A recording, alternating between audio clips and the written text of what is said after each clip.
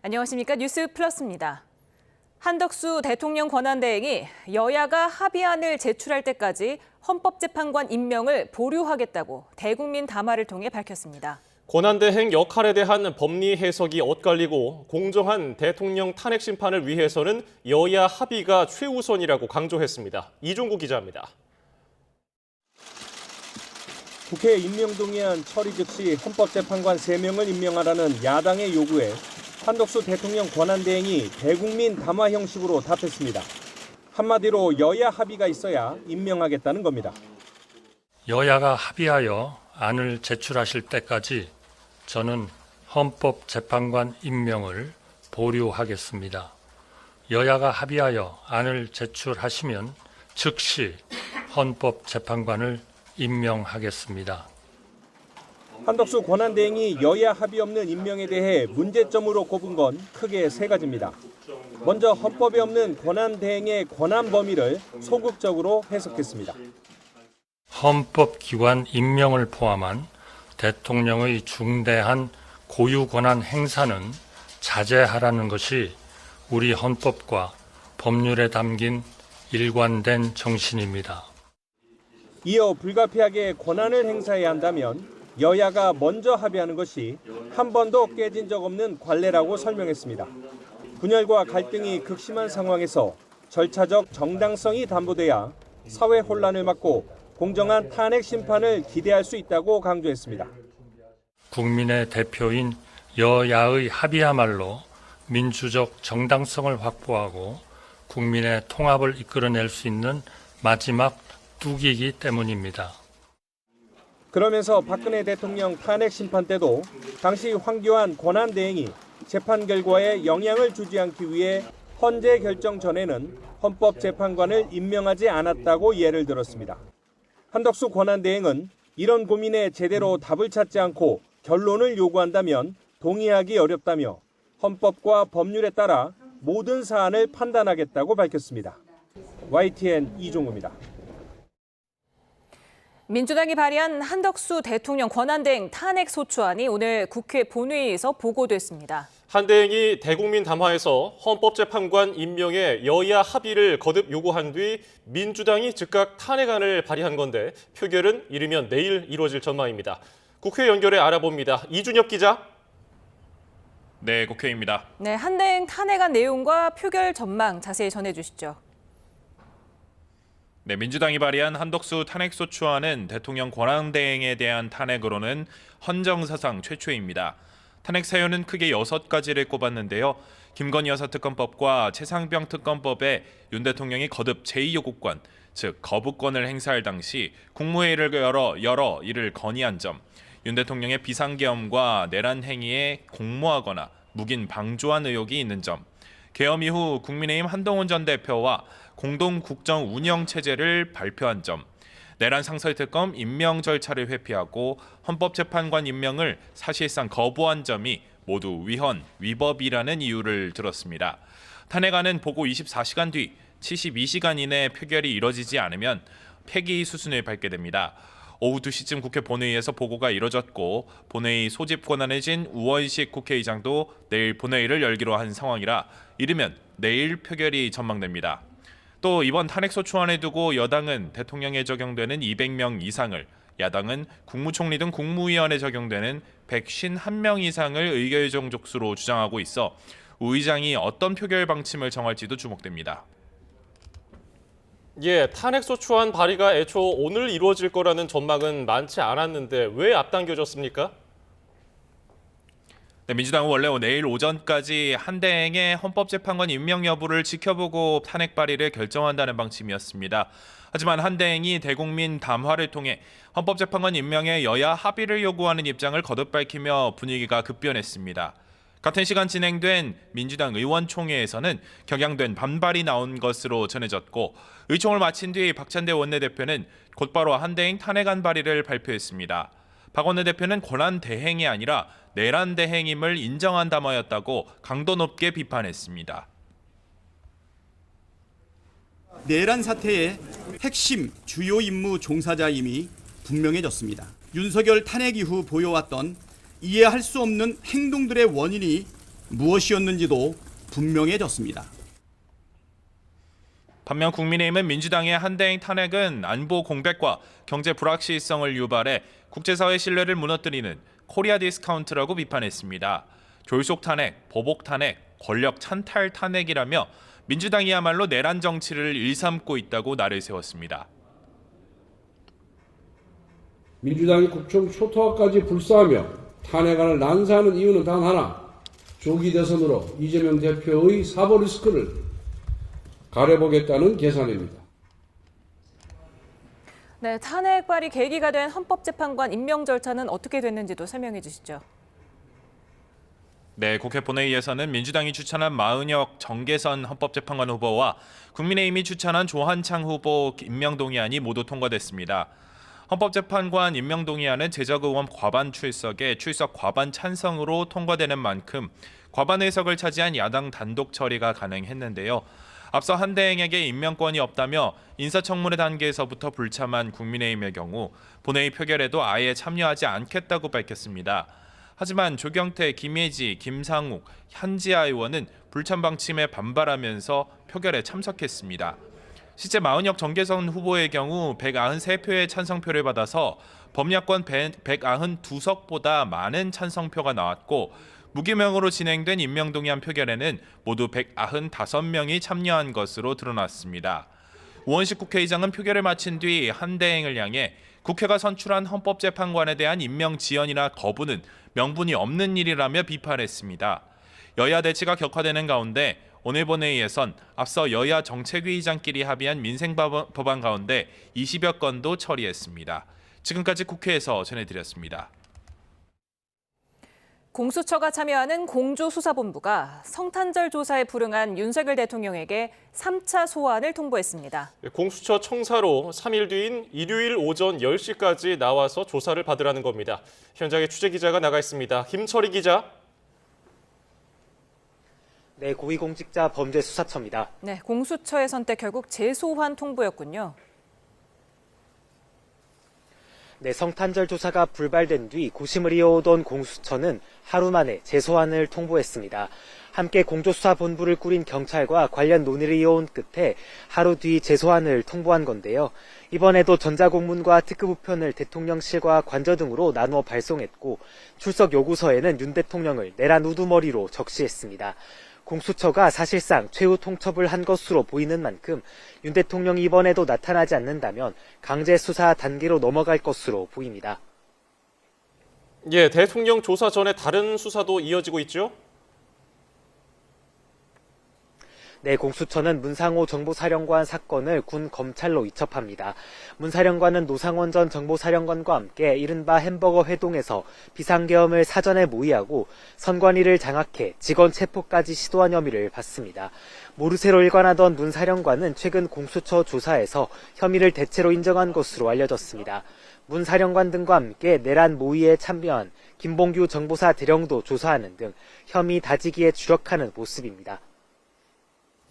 네, 검찰 수사 상황도 전해주시죠. 네, 검찰특별수사본부는 김용현 전 국방부 장관 기소를 준비하고 있습니다. 이르면 내일쯤 기소가 이뤄질 것으로 보이는데요. 내란 혐의자 가운데 첫 기소 사례가 됩니다.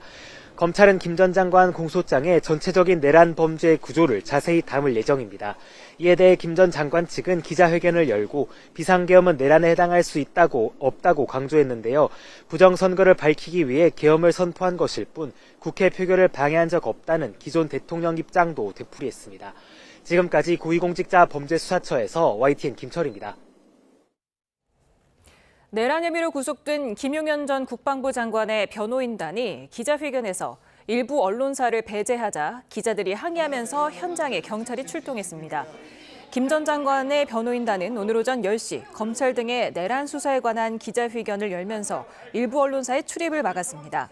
출입을 거부당한 언론사가 취재를 시도하면서 변호인단과 대치 상황이 벌어졌고 112 신고로 현장에 경찰이 출동하면서 일단락됐습니다.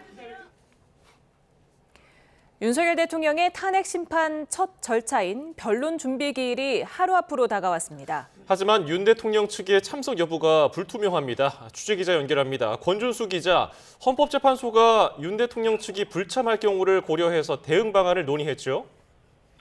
네, 헌재는 먼저 국회 소추위원 측이 이틀 전 변호인 위임장과 입증 계획 등을 제출했다고 설명했습니다. 하지만 윤 대통령 측에서 포고량이나 국무회의록 등 헌법재판소에 접수한 서면은 하나도 없다고 밝혔습니다. 헌재는 오늘 오전 재판관 평의에서 이 같은 상황을 공유하고 대응 방안을 논의했다고 전했는데요. 윤 대통령 측이 아직 대리인 위임장도 내지 않은 상황이라 첫 재판부터 불참할 가능성을 배제할 수 없습니다. 그러나 헌재는 첫 변론 준비 기일을 여는 데 있어서 문제가 없을 거라며 예정대로 진행할 것이라고 밝혔습니다. 네, 윤 대통령 측이 출석하지 않으면 준비 기일은 어떻게 진행이 됩니까?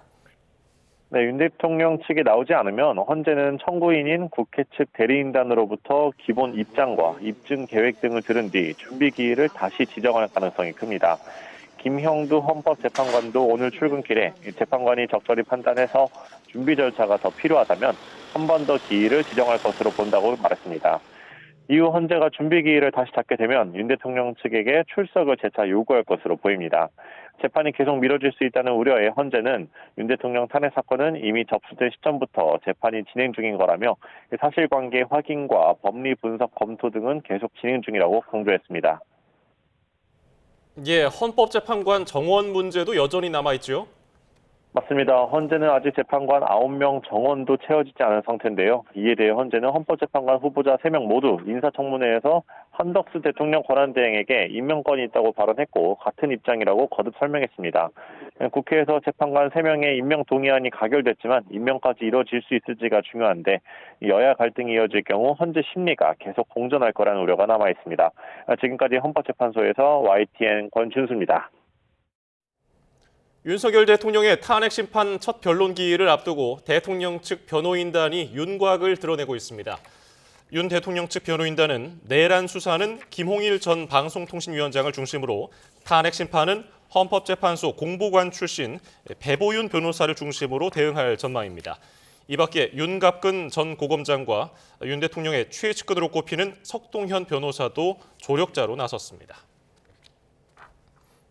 한덕수 대통령 권한대행이 대국민 담화를 통해 여야가 합의할 때까지 헌법재판관 임명을 보류하기로 했습니다. 민주당이 즉각 탄핵안을 발의한 가운데 공수처가 윤 대통령에게 3차 출석 요구서를 보냈습니다. 오늘의 전국 상황을 정호김 전 새누리당 의원, 최창렬 용인대 특임교수와 짚어보겠습니다. 어서 오세요. 안녕하세요. 예. 네, 한덕수 권한대행이 헌법재판관 추가 임명을 보류하면서 여야 합의를 전제로 내걸었는데요. 관련 목소리 먼저 들어오고 얘기 나눠보겠습니다. 야당은 여야 합의 없이 헌법기관 임명이라는 대통령의 고유 권한을 행사하라고 대통령 권한대행을 압박하고 있습니다. 우리 역사를 돌아볼 때 여야 합의 없이 임명된 헌법재판관은 단 한 분도 안 계셨다는 점이 그 자리의 무게를 방증합니다. 여야가 합의하여 안을 제출하실 때까지 저는 헌법재판관 임명을 보류하겠습니다. 네, 사실상 임명을 하지 않겠다 이렇게 들리는데요. 이런 발언 예상하셨습니까? 저는 개인적으로 예상은 못했고요. 그래서 헌법재판관 임명 절차와 관련해서 법조문을 다시 들여다보았는데 대통령이 임명하고 또 대법원이 지명하고 국회에서 선출하면 대통령은 임명하여야 한다로 되어 있더라고요. 그런데다가 또 하나가 박근혜 전 대통령 탄핵 당시에 헌법재판관을 임명해야 되는 상황에서 당시 야당이었던 민주당이 못하도록 반대한 선례는 있어요. 근데 지금 야당은 어떻게 설명하냐면은 그 당시에는 그 헌법재판관이 대통령이 임명하는 헌법재판관이었기 때문에 그렇다. 그렇게 얘기를 하거든요. 그런데 이번에는 국회에서 선출한 3인의 헌법재판관이었고 또 그 동안에 그 국회에서의 여러 가지 논란은 있었지만은 어느 정도 여야가 합의해가지고 인사청문회를 논의하다가 계엄 선포가 된 상황이라는 것이죠. 그런데 어쨌든 법안에 여야가 합의하여야 된다라는 법조문에 그 내용은 없기 때문에 상당히 논란이 크고요. 저는 지난번에 문제가 되는 양곡관리법 관련해 가지고 6개 법안에 대해서 권한대행으로서 거부권을 행사했고, 이것은 국회 선출 몫이기 때문에 임명을 하지 않을까로 예상했었으나 제 예상이 틀린 것 같습니다. 예, 최 교수님은 어떻게 들으셨습니까? 저도 이 헌법재판관은 임명할 줄 알았어요. 이 국회 추천 몫이기 때문에 예. 9명이잖아요. 헌법재판소 재판관이 지금 6명인데, 지금은 6명인데 3명은 국회, 3명은 대법원장, 3명은 행정부, 대통령 몫이에요. 이건 국회에서 임명한 거나 임명하는 절차예요. 이건 국회가 여야 합의한 겁니다. 이게 지금 난 저 한덕수 총리의 이 권한대행의 그 말이 이해가 안 가는 게, 여야 합의 없이 헌법기관 임명이라는 대통령의 고유권을 행사하라고 압박하고 있다고 그랬는데, 조한창 재판관은 여당이 추천한 분이에요. 이 말을 일단 뭐 다 이 한덕수 권한대행의 속내를 다 떠나서 이 말 자체가 좀 이해가 좀 안 가요. 여야 합의가 없다니 이게 무슨 말인지 모르겠어요. 다른 이유로 헌법기관인 그 재판관을 임명하는 데 있어가지고 자신이 권한대행이므로 여러 가지 논란이 있다. 이제 적극적 행사다, 뭐 소극적 행사 이런 것이 있기 때문에 나로서는 지금 할 수 없다라고 하면 차라리 이해가 가는데, 예. 여야 합의가 없기 때문에 임명할 수 없다. 따라서 여야가 합의를 해라. 뭘 합의하라는 얘기예요. 합의해서 국회에서 통과됐는데, 아무리 여당이 저기 없을 때 됐다, 없을 때 됐다 하더라도 이 말 자체가 국어학적으로 맞지 않아요. 국어학적으로. 전혀 이해가 안 가는 거. 또 하나 문제가, 헌법재판소가 지금 6명이잖아요. 예. 6명으로 심리는 가능하다는 겁니다. 지금 이제 가처분 신청이 받아들여져서 지난번 이진숙 방통위원장 그때 말이죠. 근데 그럼 일단 빨리 9명의 체제로 완성체로 만들어야 될 거 아니에요. 9명의 체제로 만들어야지 나중에 기각이 되든 대통령 탄핵이 인용이 되든, 그래야 정당성 문제, 이른바 절차적 정당성의 문제가 시비가 안 걸릴 게 아니겠어요. 근데 이거 6명을 가자는 생각이라고밖에 볼 수 없는 거 아니겠어요? 아니, 여야 합의가 어떻게 됩니까? 이게 3명이 다 여야가 합의해서 국회에서 임명 동의를 했는데, 이른바 비준을 한 거 아니에요. 뭘 여야 합의라고 그래요? 난 이분이 저 생각이 있는 분인지 모르겠어요. 그럼 뭘 여야 합의가 안 될 거 아니에요? 그럼 더 이상 이 상태에서 나갈 수가 없으면 임명 안 하겠다는 거 아닙니까? 그럼 왜 그러는 거예요, 도대체? 그러면 이제 탄핵되고 최상호 부총리가 올라올 거 아니겠어요? 그분은 할까? 그 뭐 나중 문제지만 일단 이 말 자체가 맞지가 않는다. 이 말씀을 제가 지적을 안 할 수가 없습니다. 예. 네, 지금 헌재에 이어서 대법원도 권한대행이 임명권 행사는 가능한다 이렇게 봤는데, 지금 안 된다는 거는 국민의힘과 이 한덕수 대행뿐인 것 같은데, 왜 그렇다고 보십니까? 네, 사실은 이제 그 최종 법의 해석은 대법원하고 헌재가 이미 한 거거든요. 사실은 조금 전에 제가 언급했던 박근혜 대통령 탄핵 시에 헌법재판관 임명과 관련한 논란이 있었다라는 말씀을 드렸는데, 이번에 대법원과 헌재에서 심지어는 대법관 임명도 가능하다라고 지금 입장을 분명히 했음에도 불구하고 대통령 권한대행으로서 이제 지금 여야 합의를 해와라 이렇게 입장을 표출한 것이 아니겠습니까? 그러다 보면은 정치적으로 이제 여러 가지 해석이 가능하겠죠. 그러니까는 단순히 정책 법안이라 6개 법안에 거부권을 행사한 것이 아니라 결국은 어떤 그 시간 끌기에 지금 동참하는 것이 아닌가. 그렇다면은 시간 끌기에 동참할 수밖에 없는 한 총리의 행보에 대해서 많은 상상을 하게 되는데, 그거는 구체적인 사실을 가지고 지금 그 설명하는 일이 아니기 때문에 제가 할 수 없는 일이고요. 이거 자체가 야당의 반발을 일으키는 건 분명한 것 같습니다만은, 어쨌든 논리적으로 이론적으로 헌재의 심리는 그냥 계속되는 거거든요. 제가 가장 우려하는 거는 이러한 정치적인 상황 때문에 한국에 대한 불확실성이 커져서 지금 환율도 계속 치솟고 있는데, 경제와 기업과 민생에 주는 악영향이 너무 크다는 것입니다.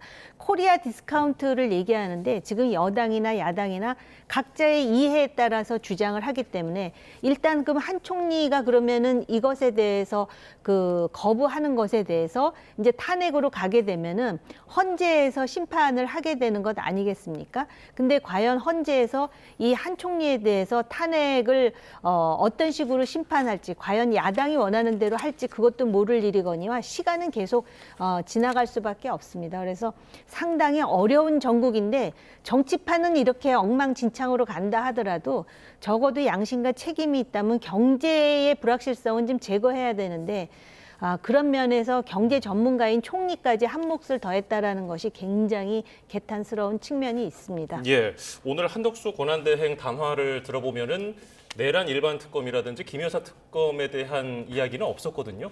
이거는 어떨까요? 제2요구를 행사할 거라고 보세요? 헌법재판관을 임명을 안 했는데 당연히 제2요구권 행사하지 않겠어요?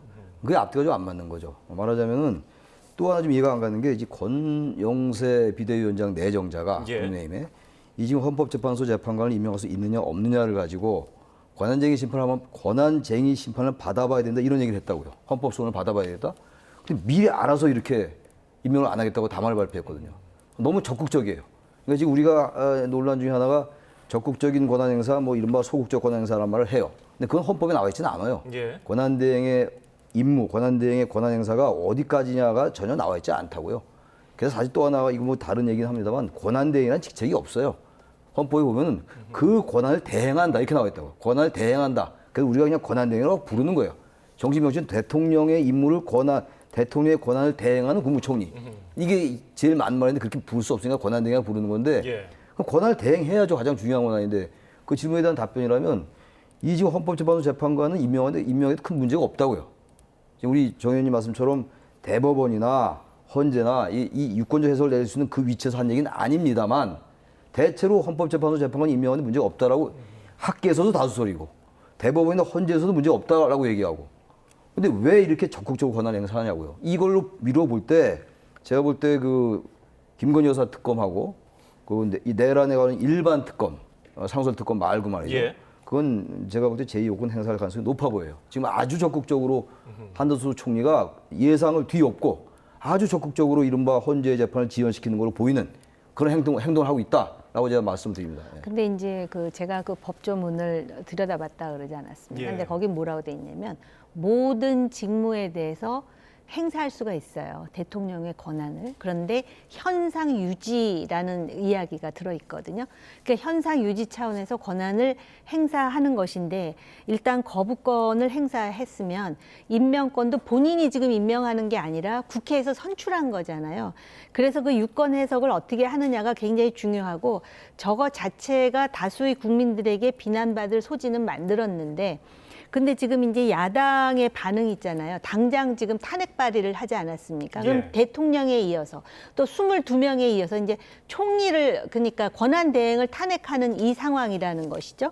그다음에 이제 나중에 그 특검과 관련해서 이게 내란 특검이 됐든 김건희 특검이 됐든 시한이 분명히 있었어요. 이번 달 말인 것으로 알고 있는데 처음에 24일로 딱 시한을 정하거든요.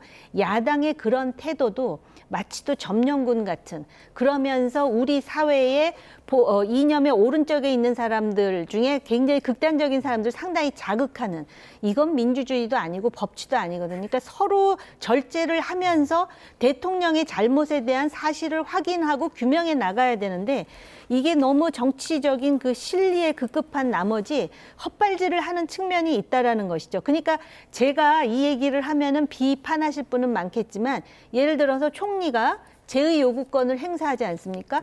그러면 대통령 권한대행으로서 권한을 행사한 거예요. 그렇다면은 야당이 할 일은 뭐냐? 국민의힘에 그 8명을 어떻게 해서든지 설득을 해가지고선 다시 재표결 해가지고 200표를 만드는 그런 작업을 하는 게 민주주의예요. 그게 지난한 과정이거든요. 저도 개인적으로 총리 저러는 것에 대해서 비판적인 입장이지만 그게 민주주의고 우리가 대통령이 정말 그 전시나 그다음에 사변도 아닌데 지금 비상계엄 선포한 것에 대해서 강력히 지금 비판하고 그래서 탄핵을 지금 소추한 거 아닙니까? 그러니까 그런 거에 대해서 우리가 중심을 잘 잡아야 될 것 같다는 생각이 듭니다. 네, 국민의힘 권성동 대표 권한대행 겸 원내대표가 이런 얘기를 했습니다. 탄핵 소추인인 국회가 탄핵을 심판하는 헌법재판관을 추천하는 건 마치 검사가 판사를 고르는 것이나 마찬가지다. 당시 예전에 2020년에 추미애 당시 법무부 장관은 윤석열 당시 검찰총장에 대한 징계 청구를 하고 나서 징계위원 1명을 추가 임명했었는데 이 서울고등법원은 징계를 청구한 법무부 장관이 징계를 심사하는 징계위원을 위촉한 게 그게 아예 그냥 청구 자체가 무효다 이렇게 판시를 했다고 말했거든요. 근데 지금 이제 국회가 지금 전시와 사변과 전시, 사변 또는 이해 준하는 국가 비상사태가 아닌데 무장한 군인들을 국회에 침탈을 시키고 그래서 탄핵 소추가 의결된 거 아니겠어요? 그럼 그걸 누가 탄핵 소추를 하고 누가 헌재에 그걸 넘깁니까? 그럼 뭐 제가 하나요? 그럼 뭐 대법원이 합니까? 누가? 국회가 해야 될 거 아니에요, 국회가. 예. 국회가 검사가 될 수밖에 없죠. 박근혜 전 대통령 때도 그때는 법제사법위원장이 권성동 의원이었어요. 소추인이었다고요.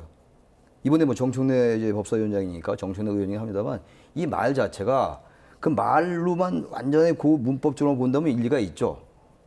검사가 판사 선택하는 건 말이 안 되죠. 근데 이런 논리가 지금 이 대목에 맞느냐고요. 우리가 제가 가끔 말씀드리는 게 큰 맥락을 봐야 될 거 아니겠어요? 이게 일반적인 형사범이 아니라고요, 지금. 내란죄의 혐의로 지금 이제 피의자로 돼 있고 대통령이 말이죠. 여러 군인들이 지금 그 내란죄의 혐의를 가지고 지금 수사를 받고 있는 상황이고 그리고 현재 이 상황 자체가 비상계엄을 헌법을 유인한다고 저는 생각해요. 전 개인적으로. 그래서 비상계엄이 선포돼가지고 지금 이 대한민국이 온통 소동과 분열로 가고 있는데 여기서 지금 여당의 원내대표란 분이 권한대행이란 분이 대표 권한대행이란 분이 국회가 왜 검사가 왜 재판관 임명하냐 이런 얘기잖아요. 이게 말이 된다고 생각합니까? 여긴 제가 볼 때 반론할 가치도 없어요. 그럼 탄핵 소추하지 말라는 얘기잖아요. 재판관 임명하지 말고 계속 시간 끌고 한 총리 탄핵이 인용이냐 기각이냐 또 헌재가 판단해야 될 거 아닙니까? 시간 또 늘어져요. 그러니까 아무리 봐도 아무리 좋게 보려 해도 이거는 여권 전체는 아닙니다만 어쨌든 이 탄핵 심판을 헌법재판소의 탄핵 심리를 좀 늦추려 한다는 생각이 안 들 수가 없다고요. 이거는 논리적으로 아주 형식 논리로 맞는 얘기일지 모르겠으나 전체 맥락을 볼 때 전혀 맞지 않는다고 저는 생각합니다. 예. 네. 지금 민주당이 탄핵안을 내일 이제 표결에 붙일 예정인데 가결 정족수를 두고도 이게 처음 있는 일이다 보니까 얘기가 갈립니다. 어떻게 좀 보고 계세요? 아니 지금 그 입법조사처인가요? 거기서도 지금 처음에는 151인이라고 했다가 200명이 될 수도 있다라는 식으로 여운을 남기는 판에 법 전문가도 아닌 제가 단정적으로 151명이냐 200명이냐고 말할 수 없는 것이죠. 그러니까 이런 상황이 정말 개탄스러운데요. 아무튼 내일 아마 151표로서 아마 탄핵이 가결될지 그 여부에 대해서 우원식 국회의장이 그쪽으로 무게중심을 두는 것 같아요. 그런데 가장 중요한 건 뭐냐면은요. 지금 이제 그 소위 대통령 탄핵이 3번째 아닙니까? 우리나라에서. 근데 앞으로 미래의 어떤 대통령이 또 탄핵될 가능성을 아주 활짝 열은 상태예요. 그렇기 때문에 전례를 잘 만들어야 된다라는 거 첫 번째. 그다음에 두 번째로는 다른 건 모르겠지만 아까 교수님 말씀하셨듯이 전시나 사변이나 이에 준하는 위기가 아닌데 대통령이 자신의 고유한 통치 기능이라는 이유로 이렇게 비상계엄을 선포하는 전례에 대해서 이거는 내란이 아니다. 이거는 예를 들어서 탄핵될 사유가 아니다 그러면은 특히 우파에 계신 분들 나중에 좌파 대통령이 등장을 해가지고 나의 통치 기능이야 그러면서 또 비상계엄을 선포하는 그런 불행한 상황이 또 왔을 때 그때 뭐라고 할 거냐고요. 그러니까 이 문제가 현재에만 국한되는 것이 아니라 한국의 지금 정치 현상으로 볼 때 이 대통령제가 없어지지 않는 한 되풀이될 요소가 있다면은 지금 법리와 전례를 잘 따져야 된다라는 거예요. 그래서 아까 한 총리를 비난하지만 그럼 법적으로 어떻게 하는 것이 맞느냐에 대해서 제가 그렇게 신중하게 말씀을 드리는 거예요. 네, 야당은 또 한덕수 대행이 상설특검 후보자 추천 의뢰를 하고 있지 않는 것도 문제다 이렇게 지적을 하고 있거든요. 그것도 추천을 해야 되는 게 맞는 거예요. 상설특검이 이제 국회에서 통과됐잖아요. 그건 거부권을 행사할 수는 없는 거죠. 일반 법이니까 특검이 아니니까 일반 특검이 아니기 때문에. 근데 여기에 대해서 지금 상설특검을 추천을 의뢰하지 않아요. 상설특검에 지금 후보자 추천위원회는 다 구성이 돼 있다고요. 근데 일단 추천을 의뢰해야지 대통령 권한대행에게 추천을 의뢰할 거 아닙니까? 다시 이렇게 임명해 주시오라고. 그것도 안 하는 거예요. 근데 다시 말하면 헌법재판소 재판관 임명 안 한 걸로 봐서는 계속 안 할 것 같아요. 그러지 그다음에 이제 이 지금 한덕수 총리에 대한 의결 정도수가 151명이냐 200명이냐 가지고 논란이 있잖아요. 이것도 결국은 헌법재판소로 갈 수밖에 없어요. 양쪽에 다 논리가 일리가 있어요. 대통령 권한대행이니까 다 할 수 있다라고 볼 수도 있고 현상 유지니까 이거는 권한대행이 총리에 불과하다.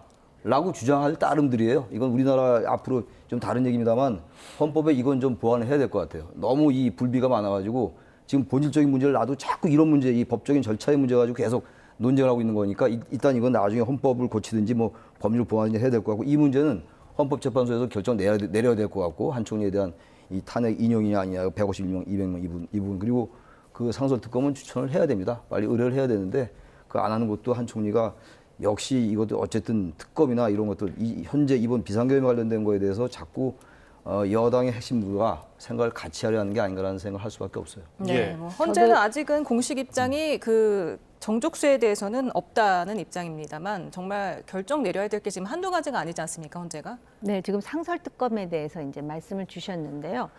지금 상설특검도 통과하고 일반 특검도 통과를 했어요. 그리고 현재 공수처에서 대통령 소환장 지금 3번째 보내고 있는데 지금 아직 대답도 없는 상황이고요.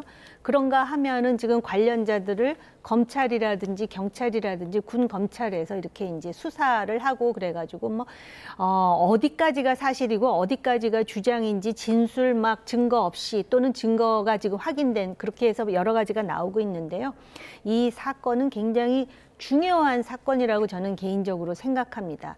여당의 입장에서는 여당이 선택한 대통령과 관련한 문제니까 상당히 이제 그런 그 감성적이고 정치적인 이해를 이렇게 이제 들이댈 수도 있지만은 관련해 갖고 진실이 무엇인지 규명할 책임은 우리 모두에게 있다라고 생각을 하거든요.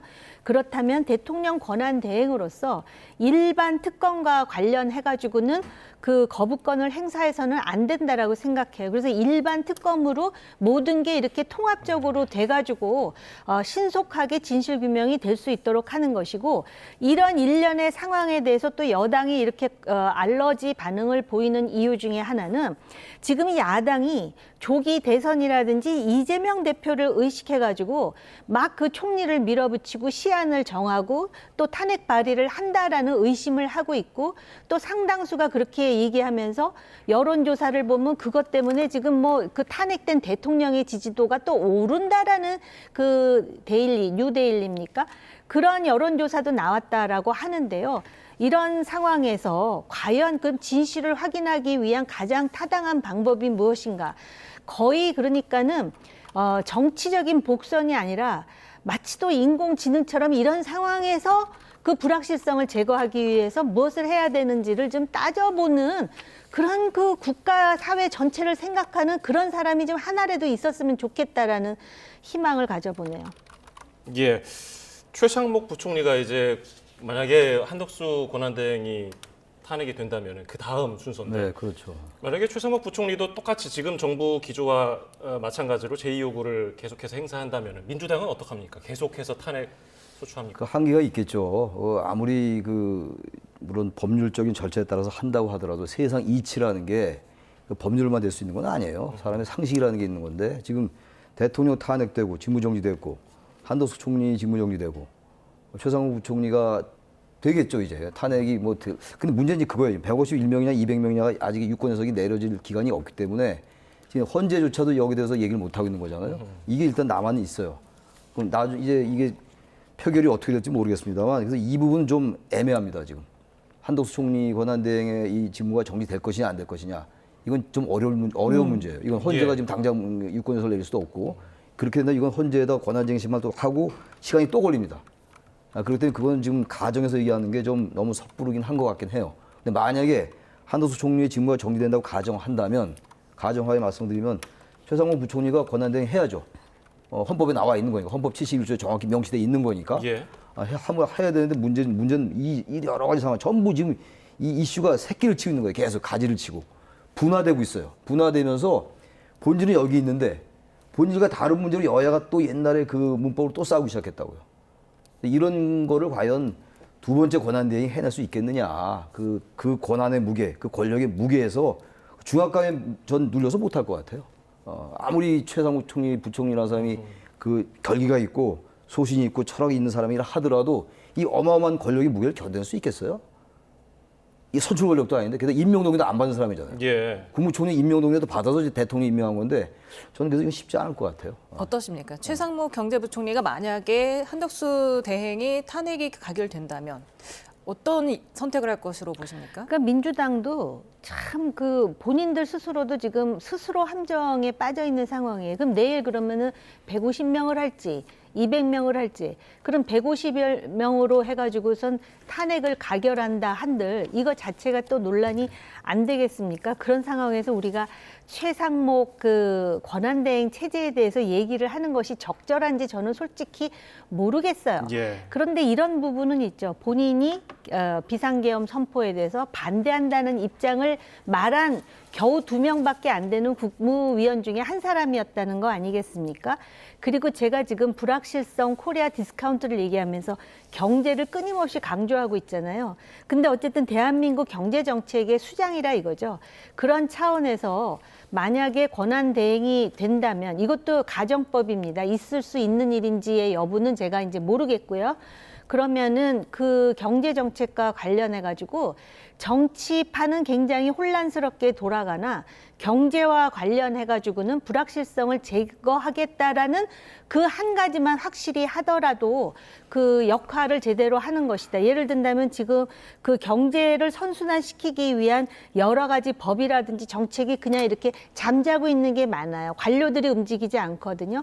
그런 부분과 관련해가지고 과연 최상목이라는 인물이 얼마만큼 나름대로 독자적 재량권을 행사할 수 있을지는 모르지만 지금 누가 대행이 되든 제일 중요한 거는 경제의 불확실성을 제거하는 거예요. 지금 경제 전문가들이 안 나와서 그러는데 우리가 생각하는 것보다 훨씬 심각합니다. 예. 자, 지금 윤 대통령은 수사기관의 출석 요구에 응하지 않고 있는데 오늘은 또 공수처에서 3차 공조본이 3차 소환 통보를 했습니다. 이번에 응할 것인가 어떻게 전망하십니까? 글쎄 예상이 하도 잘 틀리니까 예상도 잘 못하겠는데 워낙 지금 뭐 우리나라 정치 행태 자체가 정치라고 말을 붙이기도 민망할 정도의 여러 가지 이 비상식적이고 불확실성이 너무 증대되고 있기 때문에 함부로 예측 못하는데 안 나올 것 같아요. 제가 볼 때 지금까지 윤 대통령의 행동이나 행태나 또 주변의 발언들 석동현 변호사라는 분의 말도 그렇고 또 지금까지 말씀 나눴습니다만 한덕수 총리의 태도도 그렇고 여러 가지로 볼 때 일단 어쨌든 간에 법이 허용하는 한 법률적인 절차가 허용하는 최대한도로 이 탄핵 심판을 늦추려는 게 아닌가라는 생각이 들어요. 합법적인 선내에서 물론 하겠죠. 따라서 전 출석을 안 할 것 같은데 글쎄 우리가 언제까지 이렇게 헌법 법률 물론 지켜야 되겠습니다만 이 절차 내에서 얘기를 해야 되겠습니다만 헌법과 법률 위에 있는 게 국민의 결단입니다. 우리 헌법을 뭐라고 그러니까 국민들의 정치적 결단이라고 얘기하는 거 아니에요? 헌법학에서 얘기하는 게. 근데 지금 국민은 지금 계속 시위를 하고 있는데 헌재에서도 하고 있고 광화문 물론 양측이 다 하고 있어요. 이 대통령의 탄핵에 반대한다는 시위도 하고 있습니다. 양측이 하고 있습니다만 저는 그 부분 좀 소수라고 보고 근데 국민들의 의사와 나랑 곳 없이 이 사람들이 지금 너무 자신들의 그 법적 테두리 내에 갇혀 있는 것 같아요. 근데 이런 것들이 전 그런 거 믿습니다. 이 지금 민주주의라는 건 말이죠. 대한민국 민주주의가 그래 왔어요. 87년도에 제 9차 개헌 때 그 87년도 1월 달부터 박정철 여사 죽은 다음부터 쭉 여러 가지 그 상황을 알잖아요. 우리가 그 이전에 전두환 들어서고 난 다음에 그 8년은 더 잘하고 있는 것이고 근데 국민들의 결단이 이걸 난 용납하지 않을 것 같아요. 이런 식으로 계속 헌재 심리를 지연시키려 하고 단지 법률적 테두리 내에서 하겠죠.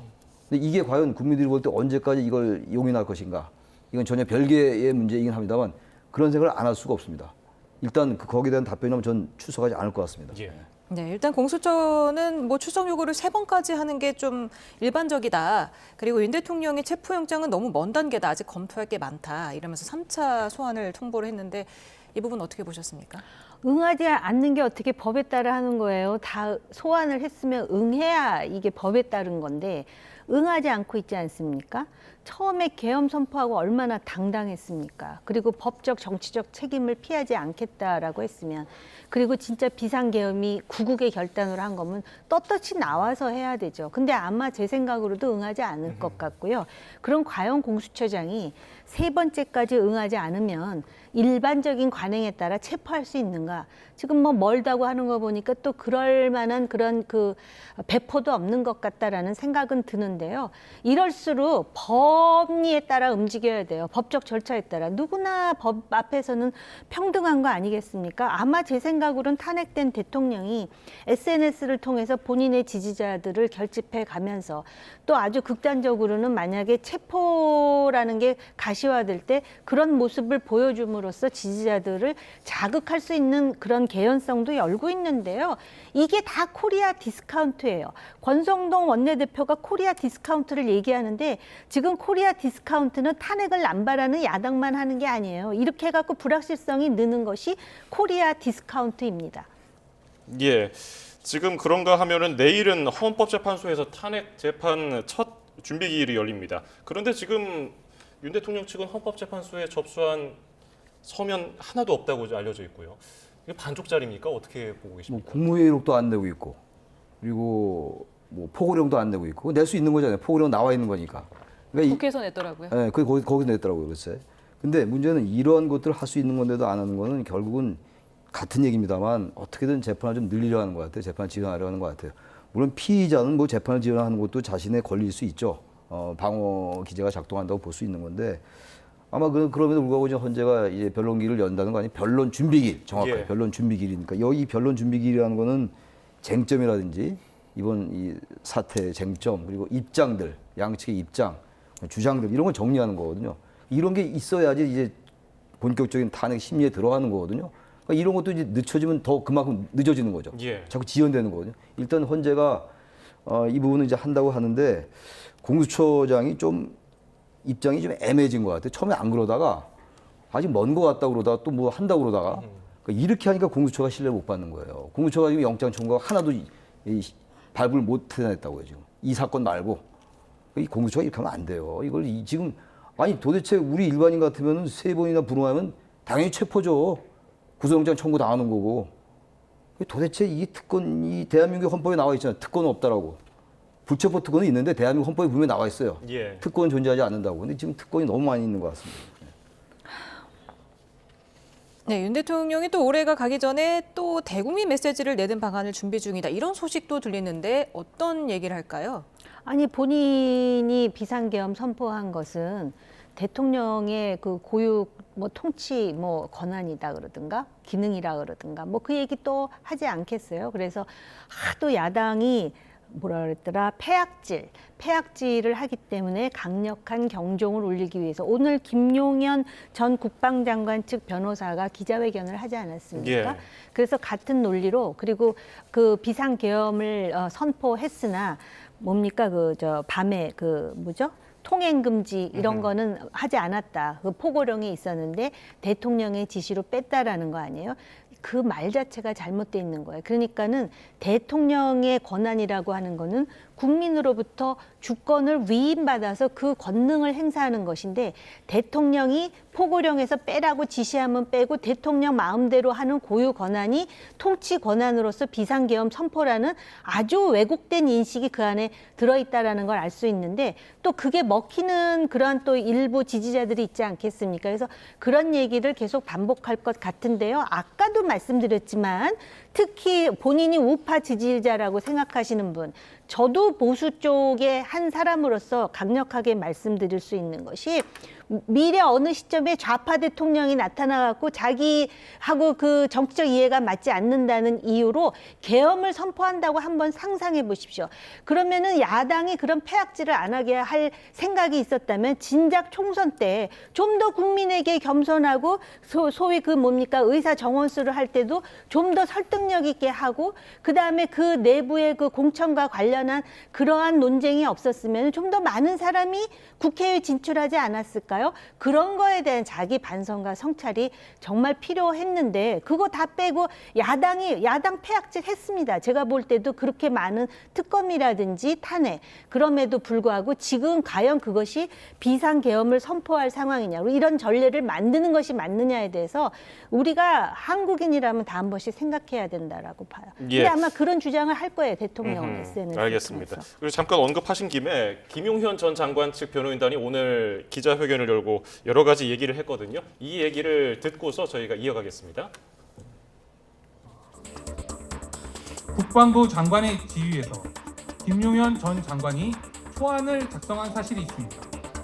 대부분의 내용을 김용현 장관이 작성하였으며 대통령은 이를 검토하고 일부 수정하였습니다.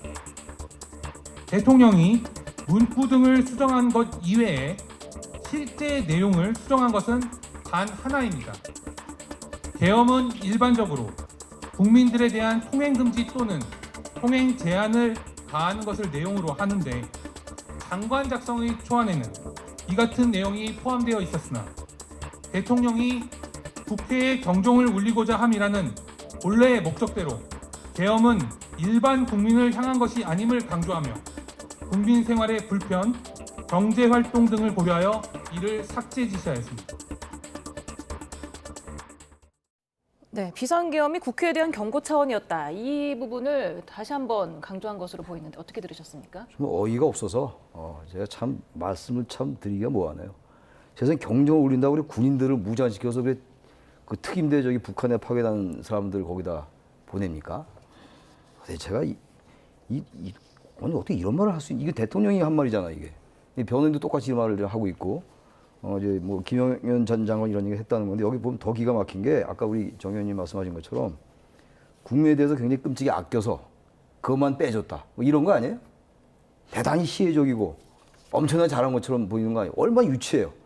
내용의 이 옳고 그름을 떠나서 이 문장에 대해서 지지하건 이 문장에 대해서 동의하지 않고 이걸 떠나서 대단히 유치해요. 이 문장의 수준 자체가. 이게 명색이 지금 김용현 전 국방부 장관의 변호인이라는 분이 이런 말을 합니까? 그래 이건 뭐 이 변호인이 한 건 아닙니다만 이런 내용을 가지고 굉장히 잘했으니까 이거는 그야말로 무슨 국민들에게 위해를 끼치려는 것이 아니다. 정말로 이 정치 폐악질 민주당의 이 남발되는 탄핵 그리고 예산을 단독으로 감액시키고 이런 못될 짓 그리고 선거 부정 이런 것들을 경종을 울리고 경고를 하기 위해서 했다는 것을 이제 입증하기 위해서 이런 일을 한 것 같은데 뭐 탄핵에 대해서 반대하는 분이나 비상계엄이 정당했다고 생각하시는 분들이야 이 말에 동의하겠습니다만 일반적인 국민 일반들 건전한 상식과 보편적인 생활을 가진 지식을 가진 분들이 과연 이 말에 대해서 동의를 하겠어요? 저는 그래서 이런 말도 좀 자제해라 라는 말씀 드리고 싶어요. 예. 정말. 자, 그런가 하면은 지금 국무총리에게 그러니까 한덕수 국무총리에게 먼저 보고를 하고 대통령에게 건의하는 절차를 밟았다는 그런 얘기도 언급됐거든요. 한덕수 권한대행 측에서는 아니라고 반박을 했지만요. 이 점은 어떻게 보셨습니까?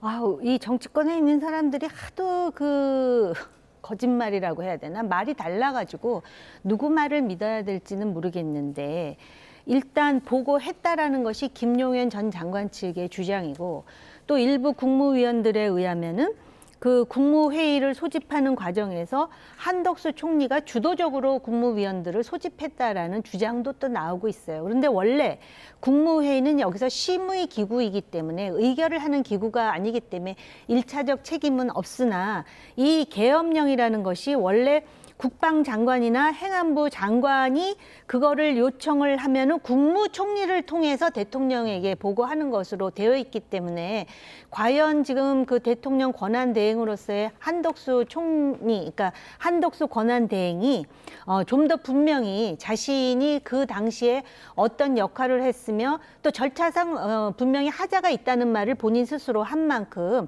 입장을 분명히 해야 될 것 같고요. 그 다음에 이 아까 그 계엄 포고령과 관련해서 제가 한 말씀만 드리자면 예. 포고령을 발표한 사람은 원래 육군 참모총장 계엄 사령관으로 되어 있었는데 그거의 그 원안은 장관이 쓰고 그걸 편집해서 손을 본 건 대통령이라는 거에 대해서 진짜 어떻게 이해를 해야 될지 모르겠다라는 생각이 들고요.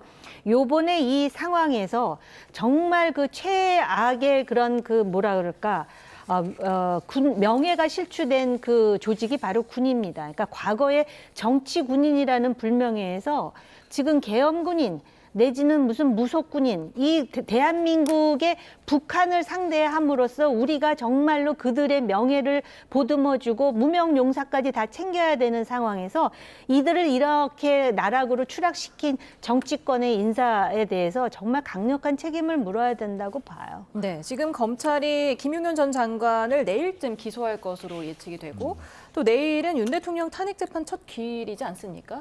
이것들을 앞두고 오늘 이렇게 김용현 전 장관 측에서 입장을 발표한 이유가 있을까요? 이건 대체로 여론전인 것 같아요. 이런 부분들이 무슨 수사나 어떤 기소나 이런 데 영향을 주지는 않겠죠. 근데 어쨌든 지금 양측에서 특히 이제 이 윤석열 대통령을 지지하는 사람들도 많이 있는 게 사실이잖아요. 저는 그렇게 많다고 보지는 않습니다만 이른바 소수 강성 지지자들이 있잖아요. 그분들에 대한 여론전인 것 같아요. 이 바로 하루 앞두고 이렇게 얘기하고 예. 대통령이 그 12월 12일 담화를 발표한 것도 그런 맥락이라고 보고 석동현이라는 분이 이제 아직은 변호사가 아니잖아요. 뭐 자기가 자문이라고 그러더라, 뭐 조력인이라고도 그렇게들 말들을 하던데 그분이 나와서 자꾸 얘기하는 것도 제가 논리적으로 말이 안 되는 얘기인데 그 어쨌든 대통령을 지지하거나 탄핵에 반대하는 분들이 볼 때는 그게 나름의 논리가 있다고 느끼는 것 같아요. 그런 맥락에서 그런 관점에서 자꾸 여론전 이런 것들을 의식해서 이런 말씀을 하는 게 아닌가. 수사와 기소를 앞두고 그런 생각이 듭니다. 예, 알겠습니다. 오늘 말씀 여기서 줄이겠습니다. 정호김 전 새누리당 의원, 최창렬 용인대 특임 교수였습니다. 두 분 감사합니다. 네, 감사합니다. 네.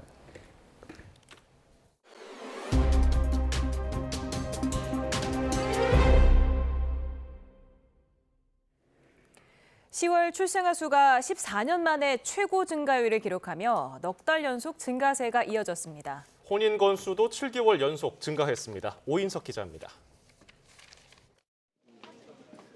통계청은 10월 출생아 수는 21,398명으로 1년 전보다 13.4% 증가했다고 발표했습니다. 이는 10월 기준으로 2010년 15.6% 이후 14년 만에 가장 큰 폭의 증가율입니다. 출생아 수는 2,520명 늘었는데 같은 달 기준으로 2012년 이후 12년 만에 가장 큰 폭의 증가입니다. 출생아 수는 지난 7월 2만 명을 넘은 이후 넉 달 연속 증가세가 이어졌고 증가폭도 커지고 있습니다. 코로나19 엔데믹 이후 혼인 건수가 늘고 주택 지원 등 정부의 정책도 영향을 미친 것으로 통계청은 분석했습니다. 넉 달 연속으로 증가한 것은 최근에 이제 혼인과 출산에 대한 이제 젊은 층의 긍정적인 인식이 조금 올라간 부분이 있고요. 그다음에 첫째아뿐만 아니라 둘째아에서도 출생아가 증가한 영향이 좀 큰 것으로 볼 수 있을 것 같습니다. 시도별 10월 출생아 수도 모든 시도에서 증가했습니다. 전국적으로 출생아가 늘어난 건 2015년 3월 이후 처음입니다. 10월까지 출생아는 19만 9,999명으로 지난해 같은 기간 출생아 수를 웃돌았습니다. 이런 흐름이 유지되면 올해 연간 출생아 수는 9년 만에 플러스로 반등할 것으로 보입니다. 하지만 재작년인 2022년 이 기간 출생아 수가 21만 명이 넘었던 데에는 미치지 못하고 있습니다. 10월 혼인 건수는 19,551건으로 3,568건이 늘며 22.3% 증가율을 기록했습니다. 혼인 건수는 지난 4월 이후 7개월 연속 증가했습니다. 10월 사망자는 29,819명으로 1년 전보다 974명 감소했습니다. 사망자가 출생아 수를 웃돌면서 10월 인구는 8,421명 자연 감소했습니다. YTN 오인석입니다. 한 해를 되돌아보고 희망찬 새해를 준비할 연말 연시지만 우리 기업들의 내년 전망은 시작부터 암울하기만 합니다. 기업들의 부정적인 경기 전망은 34개월째 이어지며 50년 만에 역대 최장 기록을 썼습니다. 최하영 기자입니다. 한국 경제는 정상적으로 작동하고 있다. 한국 경제의 지속적인 신뢰와 지지를 요청한다. 최근 국내 경제단체들은 세계 경제단체장에게 연합장 대신 호소문을 보냈습니다. 혼란스런 정치 상황 속 우원식 국회의장, 한덕수 대통령 권한대행과도 잇따라 만나 현장의 어려움을 토로했습니다. 계약 직전까지 간 수출 상담도 바이어가 일방적으로 취소하고 그리고 환율이 갑자기 올라서 1,300원대 들여온 원자재가 1,450원 가까이 결제하니 기업들이 이렇게 애쓰는 건 올해보다 내년이 더 암울해 보이기 때문입니다. 국내 600대 기업의 내년 1월 경기 전망치는 84.6으로 나타났습니다. 지수가 100보다 낮으면 부정적인 전망을 의미하는 건데 코로나19 이후 5년 만에 가장 많이 떨어졌습니다. 기업들의 암울한 경기 전망은 벌써 34개월째로 조사가 시작된 지 50년 만에 역대 최장 기록입니다. 업종별로 보면 제조업과 비제조업 모두 내년 1월 경기 전망이 어두웠습니다. 내수와 투자, 고용, 수출, 자금 사정, 채산성, 재고까지 모든 항목에서 부진을 전망했습니다. 이제 기업들은 경영의 불확실성을 가장 싫어합니다. 정책의 이제 일관성을 좀 어려운 환경이지만 이 정부가 중심을 잡아서 유지를 해야 되는 게 가장 급선무고요. 환율 안정 노력이 좀 필요합니다. 예상치 못한 정치적 불안과 통상 압박을 예고한 트럼프 2기 행정부 출범까지 기업들은 새해 희망보다 걱정이 앞서고 있습니다. YTN 최아영입니다. 방영도 전에 미 골든글로브 TV 드라마 최우수 작품상 후보에 오른 오징어 게임 시즌2가 오늘 공개됐습니다. 황동혁 감독은 시청자들 예상을 뒤엎는 반전을 만드는 데 신경 썼다면서 시즌1 못지않은 재미를 자신했습니다. 김승환 기자입니다. 오징어 게임에서 우승한 뒤 미국행을 포기한 기훈. 다시 복수를 다짐하며 게임에 참여하게 됩니다. 반드시 게임을 멈춰야 되겠다라는 어떤 그런 일념 하에 수년간 딱지맨을 이제 찾으러 다녔고 마침내 이제 그 게임장 안에 다시 들어가게 되는. 1970년대와 80년대 어린이들이 즐겼던 놀이를 모티브로 한 새 게임들이 등장하고 예상 가능한 이야기에 반전을 주며 극적인 긴장감과 재미를 선사합니다. 계속 시청자들 앞으로 보실 분들의 예상을 뒤엎는 그런 반전을 만들어내는 데 신경을 많이 썼고요. 인생 한 방에 모든 걸 거는 일부 젊은 세대의 현실을 반영하면서 캐릭터들 연령대를 대폭 낮췄습니다. 코인 사기에 연루되면서 본인은 물론이고 이 구독자들에게 막대한 손실을 입히고 나서 넷플릭스 본사도 이번 작품 홍보에 사활을 걸었습니다. 이 작품은 단순히 기록을 세우는 데 그치지 않았고 글로벌 콘텐츠란 무엇인가에 대한 화두를 던지고 또 새로운 기준을 제시했습니다. 글로벌 신드롬을 일으켰던 오징어 게임이 시즌2에서도 K 콘텐츠의 저력을 보여줄지 기대됩니다. YTN 김승환입니다. 찬바람이 기온을 끌어내리고 있습니다. 현재 서울 기온이 영하 1도로 출근길보다 공기가 더 차가운데요. 밤 사이에는 기온이 더 크게 떨어집니다. 내일 서울 아침 기온이 영하 7도, 대관령 영하 15도, 대전 영하 5도, 대구 영하 4도까지 떨어지겠고 체감 온도는 이보다 4, 5도가량 낮아 무척 춥게 느껴지겠습니다. 낮 기온도 서울이 1도, 대전 3도, 광주 4도, 대구 4도에 머물겠고 체감 온도는 종일 영하권을 유지하는 곳이 많겠습니다. 또 새벽에 충청 이남 서해안을 시작으로 오후에는 그 밖에 충청과 호남으로, 밤에는 경기 남부와 영남 서부, 제주도로 눈비가 확대되겠고 전북에 20cm 이상, 전남과 충남에도 최고 10cm의 많은 눈이 쏟아질 전망입니다. 날씨 정보였습니다.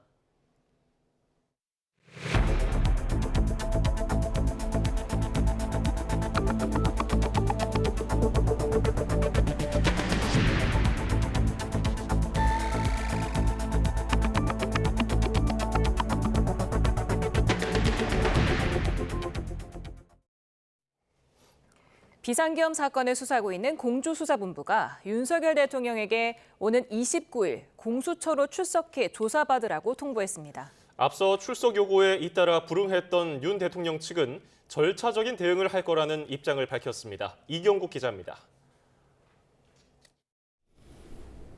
고위공직자 범죄수사처와 경찰로 구성된 공조수사본부가 윤 대통령에게 3차 소환을 통보했습니다.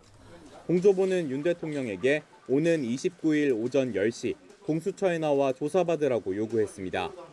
윤 대통령 관저와 대통령실에 특급 우편으로 출석 요구서를 보냈고 대통령실에는 전자공문도 함께 발송했습니다. 이번 출석 요구서에도 윤 대통령은 내란 우두머리로 적시됐습니다.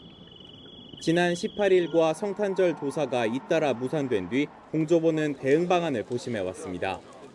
체포영장 청구와 추가 소환 통보를 두고 경찰과 공수처의 협의가 이어졌는데 결국 절차적 정당성을 확보하기 위해 추가 소환 통보를 택한 것으로 풀이됩니다. 이번 3차 출석 요구에도 윤 대통령이 불응할 경우 공수처는 체포영장을 통해 윤 대통령 신병 확보에 나설 가능성이 큽니다. 윤 대통령에게 법률 자문을 하는 석동현 변호사는 YTN에 이제 절차적인 대응을 하겠다는 입장을 밝혔는데 사실상 최후 통첩인 공조본의 3차 출석 요구에 응할지 관심이 주목됩니다.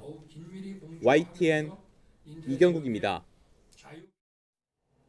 윤석열 대통령의 탄핵 심판 사건 첫 변론 준비 기일이 내일 오후 2시 헌법재판소에서 진행됩니다. 탄핵 서류 일체를 내지 않은 윤 대통령 측의 불출석 가능성이 거론되는데 별도 입장 표명이 있을지 주목됩니다. 권준수 기자입니다. 12.12 담화에서 법적 책임을 다하겠다던 윤석열 대통령은 대국민 약속과 배치되는 행보로 일관하고 있습니다. 탄핵 심판 쟁점을 정리하고 심리 계획을 짜는 변론 준비 기일 코앞까지 헌법재판소가 요구한 서류를 전혀 제출하지 않은 겁니다. 헌재는 재판관 회의를 열고 유례 없는 상황에 대한 대응책을 논의했습니다. 피청구인 측으로부터 접수된 서면은 없습니다. 오전 재판관 회의에서 수명 재판관들은 이 사건의 진행 상황과 대응 방안을 보고하였고 전원재판부는 상황 인식과 대응 방안을 공유하였습니다. 헌재는 재판관 6인 체제 심리는 문제가 없다고 보고 예정대로 첫 변론 준비 기일을 진행할 방침입니다. 국회 탄핵소추단은 김용현 전 국방부 장관 등 핵심 피의자 9명을 증인으로 신청하는 등 채비를 갖추고 있습니다. 만약 윤 대통령 측이 불출석하더라도 헌재는 국회 측 대리인단 입장부터 들은 뒤 준비 기일을 다시 지정해 윤 대통령 측에 거듭 출석을 요구할 것으로 보입니다. 적절히 판단해서 준비 절차를 더 할 필요가 있다고 생각이 되면 한 번 더 기일을 지정할 것으로 생각합니다. 일단 본격 변론에 앞선 준비 단계부터 다소 늘어지는 모양새인데 대리인 위임장조차 내지 않은 윤 대통령 측이 법정 밖 여론전에 나설 가능성도 있습니다. 성탄절 이후에 대통령과 변호인단 쪽에서 정리된 입장을 26일 이후에 헌재는 또 한덕수 권한대행이 헌법재판관 후보자 3명을 모두 임명할 수 있다고 강조하면서 9인 체제 완성에 대한 원론적 입장을 재확인했습니다. YTN 권준수입니다.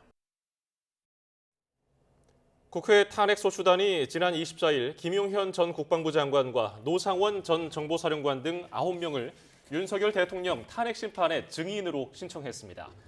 계엄 당시 윤 대통령에게 직접 지시를 받았거나 무력 동원 지시를 받은 전현직 군인 등 신청한 증인 규모는 10여 명에 달하는 것으로 파악됐습니다. 비상계엄 사태를 수사하는 검찰이 이르면 내일 김용현 전 국방부 장관을 재판에 넘길 것으로 보입니다. 내란 혐의로 재판에 넘겨지는 첫 번째 사례가 되는데요. 김 전 장관 측은 기자회견을 열고 불법 수사라며 반발했습니다. 김영수 기자가 보도합니다. 김용현 전 국방부 장관은 윤석열 대통령에게 계엄을 건의하고 큰 그림을 그린 인물로 꼽힙니다. 계엄 닷새 만인 지난 8일 검찰에 자진 출석해 내란 중요 임무 종사 혐의로 가장 먼저 구속됐습니다. 검찰은 김 전 장관 공소장에 내란 혐의 정점, 우두머리부터 국회 장악과 체포조 운용까지 국헌문란을 목적으로 한 조직적 범죄의 구조를 담을 것으로 전해졌습니다. 사실상 중간 수사 결과인 셈인데 김용현 전 장관 측은 기자회견을 열고 대통령의 통치 행위를 수사할 수 없다며 잘못된 프레임이라고 반발했습니다. 특히 한덕수 국무총리를 거친 건의와 국무회의 모두 정상적인 절차를 거쳤다고 주장했습니다.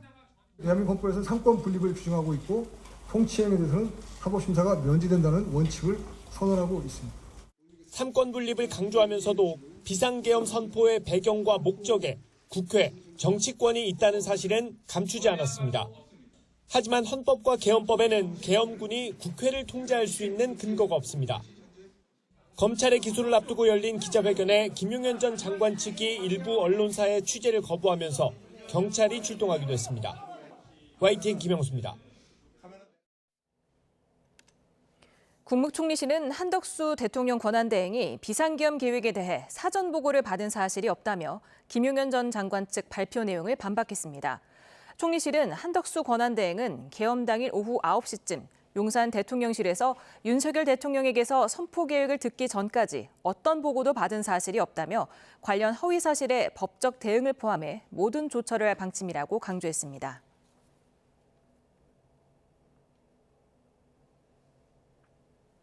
내란 혐의로 구속된 김용현 전 국방부 장관이 비상계엄 당시 발표된 포고령 초안을 자신이 작성했다고 주장했습니다. 김용현 전 장관 변호인단은 오늘 서울 서초동에서 기자회견을 열고 포고령 대부분 내용을 김 전 장관이 썼고 윤석열 대통령이 통행금지 조항 삭제를 지시했다고 밝혔습니다. 사전 모의를 주도한 의혹이 있는 노상원 전 정보사령관에 대해서는 지난 8월 정보사의 정보 유출 사고에 대해 적법한 자문을 받은 사실이 있지만 대통령과는 전혀 관련 없는 사람이라고 강조했습니다. 검찰은 군과 경찰을 동원한 계엄 체포조가 국헌 문란 목적을 입증할 핵심이라고 보고 있습니다. 이에 대해 경찰은 즉각 반발에 나섰고 김용현 전 국방장관은 포고령에 따른 당연한 계엄 업무라고 주장했습니다. 신지원 기자가 보도합니다. 검찰은 계엄 당시 국군 방첩사령부가 우원식 국회의장과 이재명 민주당 대표, 한동훈 당시 국민의힘 대표 등을 체포하기 위해 경찰에 지원을 요청한 정황을 수사하고 있습니다. 방첩사에서 국회 쪽으로 출동을 가는데 체포 인력이 온다. 근데 현장이 혼란스러우니 안내할 인력이 필요하다. 특히 김용현 전 국방부 장관이 여인영 방첩사령관을 통해 경찰의 주요 인물의 위치 추적을 요청하는 등 구체적인 지시를 내린 정황도 포착한 것으로 전해집니다. 이에 대해 경찰은 현장에 출동한 강력계 형사 10명은 누구를 체포한다는 인식이 없었다고 반박했습니다. 또 우종수 국가수사본부장에 대한 검찰의 압수수색이 부당하다며 준항고 절차를 제기하기도 했습니다. 김 전 장관 측도 반박에 나섰는데 아예 체포조 활동이 정당한 업무라고 주장했습니다. 당시 포고령에서 정치 활동을 금지한 만큼 정치인들이 금지 활동을 벌이지 않도록 예방하는 차원이었다는 겁니다. 그러나 정치 활동을 금지한 포고령 1호 자체가 위헌이라는 지적과 함께 계엄 당시에도 체포조 관련 지시가 부적절하다고 느꼈다는 관계자 증언도 잇따르고 있습니다. 체포조는 헌법기관인 국회 기능을 마비시키려는 국헌문란 목적을 입증할 핵심 단서인 만큼 검찰은 김 전 장관의 내란 혐의 공소장에도 구체적인 정황을 담을 전망입니다. YTN 신지원입니다. 국방부는 계엄 선포 당시 휴가를 내고 경기도 판교에 있는 정보사령부 사무실로 향했던 육군 2기가 몇 단장 93회 준장과 햄버거 회동에 참석한 방정환 전자권 전환 TF장의 직무를 정지했다고 밝혔습니다. 이에 따라 이미 구속된 박안수 육군 참모총장과 문상호 정보사령관 등 4명의 사령관을 포함해 직무가 정지된 현역 장성은 모두 9명으로 늘었습니다. 야당 주도로 헌법재판관 후보자 3명 임명 동의안이 국회 본회의를 통과했습니다. 여당 의원 4명은 표결 불참이라는 사실상의 당론에도 투표에 참여를 했는데 향후 한덕수 권한대행 탄핵안 표결에도 영향이 있을지 주목됩니다. 김다연 기자입니다. 마은혁, 정계선, 조한창 헌법재판관 후보자 임명 동의안이 야당 주도로 국회 문턱을 넘었습니다. 인사청문회에 들어가지 않았던 여당은 본회의 표결에도 불참하는 방식으로 반대의 뜻을 분명히 했습니다. 3명 가운데 민주당 추천 인사가 2명이나 되는 건 불합리하다는 겁니다. 후보자가 정식 임명되려면 대통령 도장이 필요한데 권한 대행에 불과한 한덕수 국무총리가 인사권을 행사해선 안 된다는 점도 거듭 부각했습니다. 청문회 참석을 안 했기 때문에 표결에도 불참하는 것이 좋겠다는 의사를 표시하자 의원들께서 만장일치로 동의해 주셨습니다. 표결 불참이라는 사실상 당론에도 여당 의원 4명은 투표장에 들어갔습니다. 조경태, 김상욱, 김혜지, 한지아 의원으로 앞서 대통령 탄핵안 표결 때 찬성표를 던지겠다고 공개적으로 밝힌 적이 있습니다. 이들은 탄핵 정국을 헤쳐나가려면 여당이 결자 해지 자세로 헌법재판관 구성에 속도를 내야 한다고 강조했습니다. 여당 내 이탈이 한대행 탄핵안 표결에도 영향이 있을 거란 전망도 나왔습니다. 결과적으로는 탄핵 과정을 불안정하게 두고 탄핵 과정이 순탄하게 되지 못하게 하는 것이기 때문에 우원식 국회의장은 형식적 절차에 불과한 임명권을 행사하지 않을 이유가 없다며 한대행을 압박했습니다. 절차에 따른 임명 행위를 두고 여야 합의를 핑계대는 것은 궁색합니다. 옳지도 않습니다. 여기에 민주당이 한대행 탄핵 추진을 본격화하면서 정부와 여야 지도부가 함께하는 국정협의체는 첫 발도 떼지 못하게 됐습니다. 국정협의체가 무산 위기에 놓인된 국민 일반 정서보단 법적, 정략적 논리를 우선하는 여당과 탄핵 강공책으로만 일관하는 야당 모두에 책임이 있다는 지적도 나옵니다. YTN 김다연입니다. 한덕수 대통령 권한대행이 헌법재판관 임명을 보류하자 민주당은 즉각 한대행 탄핵 소추 절차에 착수했습니다. 미리 준비한 탄핵안을 발의하고 본회의 보고까지 마무리했는데 이르면 내일 본회의에서 표결에 붙이겠다는 방침입니다. 박기환 기자입니다. 헌법재판소 9인 체제 복원을 늦추는 건 역사의 반역자, 을사오적과 같다며 헌법재판관 임명을 촉구해온 민주당. 하지만 한덕수 대통령 권한대행이 여야 합의를 조건으로 사실상 임명 보류 결정을 내리자 즉각 탄핵으로 응소했습니다. 대국민 담화가 나온 지 30분도 안 돼 미리 준비해둔 한대행 탄핵소추안을 발의한 겁니다. 한덕수 총리는 권한대행을 수행할 자격도 헌법을 수호할 의지도 없음이 분명해졌습니다. 민주당은 한덕수 총리 탄핵안을 즉시 발의하고 탄핵안엔 한대행이 명분 없이 각종 특검법 등의 거부권을 직접 행사하거나 대통령에 건의한 것, 또 비상계엄 선포를 돕는 등 내란에 적극 가담하고 헌법재판관 임명을 거부해 내란을 방조 묵인한 의혹이 있다고 적시했습니다. 제출된 탄핵안은 곧바로 국회 본회의에 보고됐고 박성준 의원 등 170인으로부터 국무총리 한덕수 탄핵소추안이 발의되었습니다. 이르면 보고 24시간 뒤 처음으로 열리는 내일 본회의에서 표결에 붙여질 전망입니다. 이렇게 되면 지난 14일 대통령 탄핵안이 국회 문턱을 넘은 지 13일 만이 됩니다. 민주당은 윤 대통령 탄핵 심판을 방해하는 여권이 내란 연장을 꾀하고 있다며 비난의 화살을 돌렸습니다. 검사 출신 친윤 실세 권영세 의원을 비대위원장에 선출해서 권성동 원내대표와 함께 윤석열 방탄 쌍권 총체제를 구축했습니다. 노골적인 탄핵 무산 작전입니다. 민주당은 헌법재판소 정상화를 방해하는 건 곧 윤 대통령 탄핵 기각을 노린 여권의 꼼수라고 보고 헌정사상 첫 대통령 권한대행 탄핵이라는 강공책까지 꺼내들었습니다. 국정공백 우려를 키울 수 있다는 일각의 지적은 부담으로 떠안게 됐습니다. YTN 박견입니다. 대통령 탄핵 정국을 계기로 여권 잠룡들의 발걸음이 분주해지고 있습니다. 오세훈 서울시장은 윤석열 대통령의 수사와 탄핵 심판 회피를 비판하며 중도층과 궤를 맞췄고 홍준표 대구시장은 조기 대선도 불리하지 않다고 자신했습니다. 김현아 기자입니다. 연일 정치 메시지를 내고 있는 오세훈 서울시장이 이번엔 주한 미국 대사를 만났습니다. 오 시장은 골드버그 대사에게 서울시 명예시민증을 수여하며 한미동맹의 굳건함을 재확인했습니다.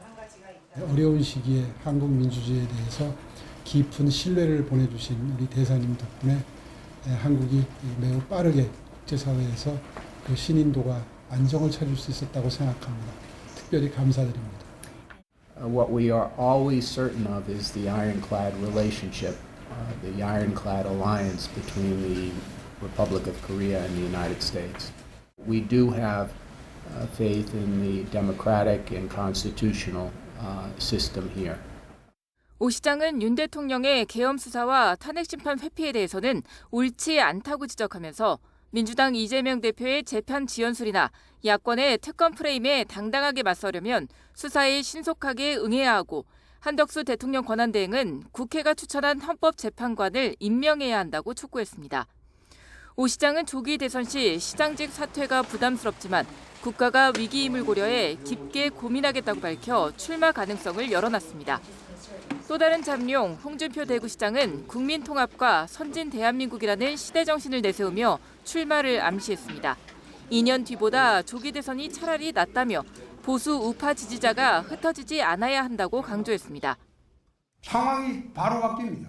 상대방이 범법자고 난동범이고 조기 대선할 경우에 또 정상적인 대선할 경우에 또 임기단축 대선할 경우에 전부 홍 시장은 또 트럼프 미 대통령 당선인과 맞설 수 있는 건 자신뿐이라면서 되려 트럼프 정부가 우리와 북한의 핵 균형을 맞출 절호의 기회가 될 수 있다고 주장했습니다. 어지러운 전국을 헤쳐나갈 파이터로서의 면모를 앞세워 보수 표심 잡기에 나서는 모습입니다.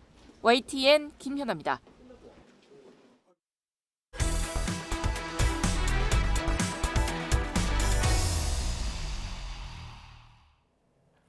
국회가 한덕수 대통령 권한대행의 탄핵안을 발의하면서 최상목 경제부총리가 권한대행의 권한대행이 되는 것 아니냐는 불안감이 커지며 원달러 환율이 급등했습니다. 이틀 연속 1,460원을 돌파하며 1,470원에 바짝 다가섰는데요. 이 같은 환율 급등은 글로벌 금융위기 때인 지난 2009년 3월 이후 처음입니다. 류한홍 기자가 보도합니다. 서울 외환시장에서 원달러 환율은 1,455.2원으로 출발 후 무서운 기세로 상승했습니다. 국회가 한덕수 대통령 권한대행의 탄핵안을 발의하면서 환율은 이틀째 1,460원을 돌파했고 이내 1,465원도 넘어섰습니다. 글로벌 금융위기 때인 지난 2009년 3월 2일에 원달러 환율이 1,596원까지 올랐던 이후 약 15년 10개월 만에 처음으로 1,465원을 돌파했습니다. 트럼프 전 미국 대통령의 대선 승리 후 상승한 원달러 환율은 비상계엄 사태 후 1,440원을 넘었고 미국 FOMC의 매파적 금리 인하 후 1,450원을 돌파하더니 한덕수 대통령 권한대행의 탄핵이 진행되면서 또 급등했습니다. 대통령 권한대행마저 탄핵을 당해 최상목 경제부총리가 권한대행을 이어받는 것 아니냐는 관측이 나오는 등 전국 불안이 커지면서 환율도 영향을 받았습니다. 환율 변동폭이 커지면서 외환시장 관계자들은 하루 종일 환율 시세를 주목하면서 촉각을 곤두세웠습니다. 시장에선 정치 불확실성에 따른 불안 심리가 커진 가운데 환율 상승에 베팅하는 투기 세력도 대거 유입된 것으로 보고 있습니다. 결제 수요 유입과 여기에서의 매수 세력이 강화된 영향이 반영되면서 환율은 1,460원을 상향하였습니다. 여기에 국내 정치적 불확실성이 지속되고 있는 상황도 환율 급등에 영향을 미친 것으로 판단하고 있습니다. 고환율과 전국 불안에 개인 투자자들이 2,500억 원 순매도를 하면서 코스피는 2,440선에서 2,420선으로 물러났습니다. 코스닥 지수 역시 개인과 외국인의 순매도로 680선에서 다시 670선으로 후퇴했습니다. YTN 유환홍입니다. 한국철도공사 코레일이 다음 달 6일부터 9일까지 나흘간 내년 설 열차 승차권 예매를 시행합니다. 예매 대상은 1월 24일부터 2월 2일까지 10일 동안 운행하는 열차인데 1월 6일과 7일은 경로, 장애인, 국가유공자 등 교통약자만을 대상으로 전화나 온라인으로 별도 예매를 진행합니다. 8일과 9일은 전 국민을 대상으로 하는데 온라인으로만 이뤄지며 코레일 회원 자격이 있어야만 예매가 가능합니다. 단말기 유통법이 10년 만에 폐지되면서 소비자의 휴대전화 구매 부담이 줄어들 전망입니다. 방송통신위원회와 과학기술정보통신부는 오늘 국회 본회의에서 단통법 폐지 법안이 통과되면서 사업자의 지원금 경쟁이 활성화될 것으로 기대했습니다.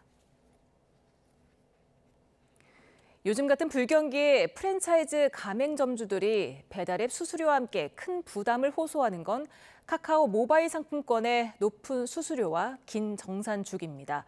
수수료율이 최고 15%에 달하는 데다 정산 주기는 2달에 이르는데요. 업계가 수수료율을 내리고 정산 기한을 줄이는 상생안에 합의했는데 숙제도 남습니다. 이승은 기자입니다. 한 프랜차이즈 커피 전문점. 연말연시에는 손님 10명 가운데 3명이 카카오 모바일 상품권으로 결제합니다. 하지만 점주들 입장에서는 모바일 상품권이 그리 달갑지가 않습니다. 수수료율이 4.5%로 카드보다 2배 이상 많고 대금도 최장 45일 뒤에나 들어옵니다. 10,000원을 팔면 500원 이상 더 손해를 보는구나 이렇게 바로 느껴지고요. 만약 카드로 계산하면 그래도 한 100원, 200원만 손해보면 되겠지 이렇게. 그나마 이 가맹점은 상황이 나은 편입니다. 카카오 모바일 상품권 수수료율은 발행사 수수료율을 합쳐 최고 15%에 이르고 무엇보다 정산 기간도 길어 보통 67일 정도 됩니다. 유통사인 카카오와 발행사 5곳, 프랜차이즈 가맹점주와 본부단체 등이 참가한 민관협의체는 8달에 걸친 논의 끝에 상생 방안에 합의했습니다. 카카오는 최고 14%인 수수료율을 내년 1분기 안에 최고 8%로 낮춰서 최고 수수료율을 발행사 수수료 포함 9%로 낮추기로 했습니다. 본부와 점주가 수수료를 반반씩 부담하는 경우에는 점주 부담 수수료율을 3.5% 이하로 내리기로 했습니다. 또 카카오는 월 정산 횟수를 늘리고 발행사도 가맹본부에 정산하는 기한을 대폭 줄여서 소비자가 모바일 상품권으로 결제하면 37일 뒤에는 점주들이 대금을 받을 수 있도록 정산 주기도 줄이기로 했습니다. 하지만 가맹본부들의 협력을 끌어내야 하는 숙제가 남았습니다. 일부 가맹본부는 여전히 모바일 상품권 수수료 전부를 가맹점주들에게 전가하고 있으며 상생협약의 핵심 내용인 점주 우대 수수료 분담에 대해 소극적 태도를 보이고 있는 것으로 알고 있습니다. 오늘 발표한 상생 방안이 제대로 실현되어 소상공인들이 체감할 수 있는 성과로 연결될 수 있도록 적극적으로 뒷받침해 나가겠습니다. 공정위는 또 유효기간이 지난 모바일 상품권 환불 비율을 현재 90%에서 95%로 높이는 방안을 추진합니다. 내년 상반기 안에 신유형 상품권 표준 약관을 개정하는 건데 소비자들이 무상으로 받는 모바일 상품권은 적용 대상이 아닙니다. YTN 이승은입니다. 인체에 치명적인 가습기 살균제를 만들어 판 혐의가 있는 SK케미칼과 애경산업 전 대표에게 금고형을 선고한 2심 판결이 대법원에서 뒤집혔습니다. 지난 2018년 유죄가 확정된 옥시와는 원료 성분이 달라서 함께 묶어 처벌할 수 없다고 판단했습니다. 장하영 기자입니다. 지난 1월 서울고등법원은 홍지호 전 SK케미칼 대표와 안용찬 전 애경산업 대표에게 금고 4년을 선고했습니다. 제품 위험성을 알고도 판매해 사실상 국민을 상대로 독성 시험이 이뤄졌다며 1심의 무죄 선고를 뒤집었습니다. SK, 이마트, 애경은 유죄였습니다. 처음부터 유죄였습니다. 대법원에서도 정말 파기환송은 되지 않았으면 좋겠습니다. 하지만 대법원은 1년 만에 2심 판결을 다시 뒤집었습니다. 1심 때부터 쟁점이던 살균제 원료 때문입니다. 최대 징역 6년형이 확정된 옥시의 주 원료는 PHMG나 PGH지만 SK케미칼과 애경이 만든 가습기 메이트와 이마트 가습기 살균제는 CMIT와 MIT가 원료로 옥시와 다른 제품이기 때문에 묶어서 처벌할 수 없다는 겁니다. 옥시와의 연결고리가 인정되지 않으면서 2심 법원은 피해자들이 어떤 가습기 살균제 때문에 숨졌는지 다시 구체적으로 규명해야 합니다. 7년인 공소시효가 만료됐다고 판단할 가능성도 커졌습니다. 피해자들은 2010년과 2011년에 숨졌지만 검찰은 공범인 옥시가 2019년 기소돼 공소시효가 정지됐다며 SK케미칼과 애경을 기소했었습니다. YTN 장하영입니다. 내년 신학기 도입을 목표로 추진돼 온 AI 디지털 교과서가 교과서가 아닌 교육자료 지위만 인정받게 됐습니다. 교육부는 학교 현장에 혼란이 예상된다며 제의 요구를 건의하겠다고 밝혔습니다. 염혜원 기자입니다. 재석 276인 중 찬성 178인, 반대 93인, 기권 5인으로서 초중등교육법 일부 개정 법률안 대안은 가결되었음을 선포합니다. 국회 본회의에서 법안이 통과되면서 AI 디지털 교과서는 교과서의 지위를 잃게 됐습니다. 학교장 재량에 따라 선택하게 되는 교육 자료로만 쓰이게 된 겁니다. AI 디지털 교과서는 이미 지난달 말 검정을 마쳤지만 통과된 법안에 소급 조항이 있어서 모두 교과서로 쓸 순 없게 됐습니다.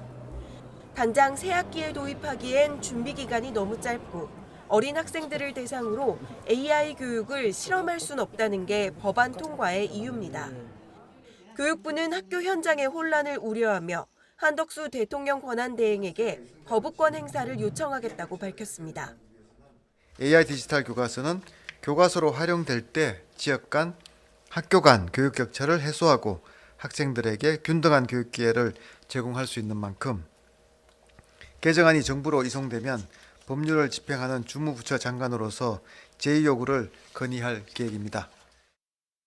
거부권이 행사돼 법안이 다시 국회로 돌아온다면 200명 이상의 찬성이 필요하기 때문에 이번엔 부결될 가능성이 큽니다.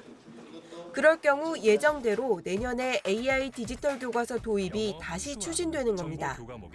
교육부는 보름 안에 제2요구를 하게 돼 있다며 새학기 혼란이 없도록 이른 시일 안에 해결하겠다고 밝혔습니다. 다만 도입 속도 조절 요구가 많은 만큼 앞서 국회에 제안했던 1년 유예 기간을 두는 방안은 계속 이어가겠다고 설명했습니다. YTN 염혜원입니다. 성탄절 밤에 경남 사천에서 10대 남학생이 또래 여학생에게 흉기를 휘둘러 숨지게 한 사건이 발생했습니다. 이 학생은 범행은 인정했지만 동기나 경위 등에 대해서는 입을 다물고 있습니다. 박종혁 기자입니다. 한 아파트 근처 도로에서 한 남성이 다급하게 휴대전화 불빛으로 위치를 알립니다. 10대 남성과 여성이 동시에 쓰러져 있는 걸 발견하고 정확한 위치를 알리는 겁니다.